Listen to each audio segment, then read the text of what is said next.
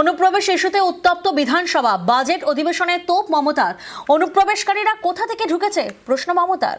BSF, SSB, CRPF জমি চেয়েছে, দিয়েছি দাবি। সীমান্তে অত্যাচার করতে দেবেন না বলেও চ্যালেঞ্জ। আগে 50 কিলোমিটার নিয়েছেন, সেটা বদল করুন। আসল তথ্য সামনে আনছেন না স্বরাষ্ট্রমন্ত্রী বলে তোপ মমতার। উত্তর পূর্ব ভারতে এসআইআর নেই, আর এখানে অনুপ্রবেশের কথা বলা হচ্ছে কেন প্রশ্ন বাংলার মুখ্যমন্ত্রীর। আগে নিজেদের নিয়ন্ত্রণ করুন, বিজেপিকে তোপ মমতা বন্দ্যোপাধ্যায়ের। এই ভোটার লিস্টে 2024 সালে ভোট করেছেন, আসলে চোরের মায়ের বড় গলা বলে তোপ।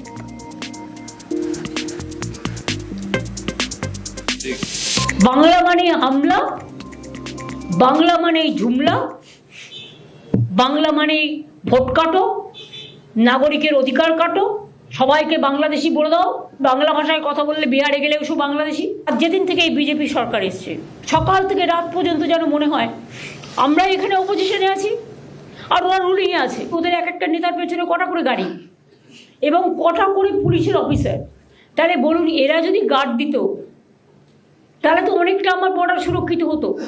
আজকে কাশ্মীরের ঘটনার জন্য কি আমি দায়ী? আজকে দিল্লিতে যে বিস্ফোরণ হলো আমরা দায়ী? পহেলগাঁও ঘটনার জন্য আমরা দায়ী? পার্লামেন্ট অ্যাটাকের জন্য আমরা দায়ী?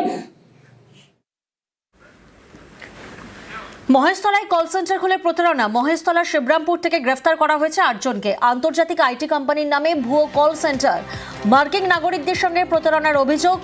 চক্রে আর কে কে জড়িত জানতে ধৃতদের জেরা।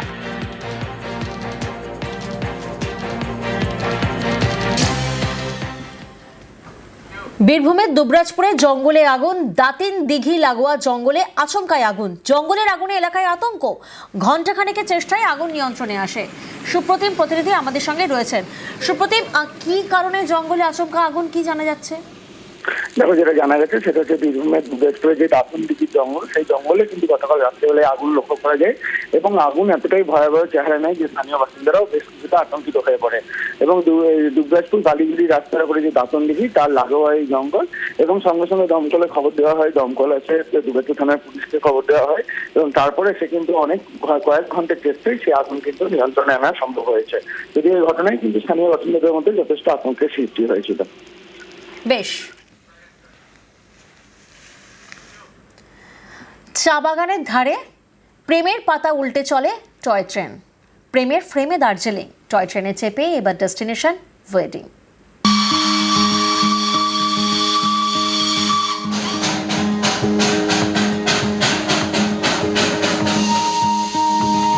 পাহাড়ের বাগদণ্ডি পেরিয়ে কুচিকচিক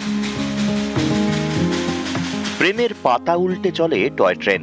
পাহাড়ের গা বেয়ে চা বাগানের মধ্যে দিয়ে এই টয় ট্রেনে চেপে এবার করা যাবে বিয়ে, মেঘেদের সাক্ষী রেখে। দার্জিলিং হিমালয়ান রেলওয়ের বক্তব্য, মার্চ মাস থেকেই চালু হবে টয় ট্রেনে বিয়ের পরিষেবা। हमारी प्लानिंग में ऑन डिमांड यानी चार्टर सर्विसेज है, जिसमें हम और इजाफा करेंगे। नई तरह की सर्विसेज जिसमें लोग जो हैं डीएचआर के ऊपर चाहें तो शादी का कार्यक्रम भी चलती हुई ट्रेन में कर सकते हैं या किसी और तरह के कार्यक्रम कर सकते हैं। इस तरह की सुविधाएं भी लोगों को दी जा सकेंगी। মেঘ পিয়নে বাঙালির প্রেম দার্জিলিং, সেখানে ডেস্টিনেশন ওয়েডিং, তাও আবার টয় ট্রেনে চেপে।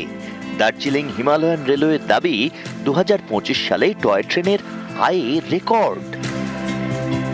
2024 সালে আয় হয়েছিল প্রায় 21 কোটি টাকা। 2025 সালে তা বেড়ে প্রায় 25 কোটি টাকা। এরপরেই নতুন রুটে পরিষেবা চালুর সিদ্ধান্ত রেলের। দার্জিলিং থেকে ঘুম হয়ে বাতাসিয়া পর্যন্ত একই সঙ্গে চালু হবে টয় ট্রেনে বিয়ের পরিষেবা। দার্জিলিং এর ডেস্টিনেশন ওয়েডিং, প্রেম ছোবে বিয়ের ঠিকানা, পাহাড়ি পথে মনের মানুষকে জানা। ঠিক মতন পরিষেবাটা দেওয়া এবং ঠিক মতন পরিকাঠামোটা আরেকটু সঠিক করলে এটা কিন্তু আগামী দিনে আরো অনেক অনেক অনেক অনেক রেকর্ড দেবে। দার্জিলিং থেকে পার্থ প্রতিম সরকার, নিউজ 18 বাংলা।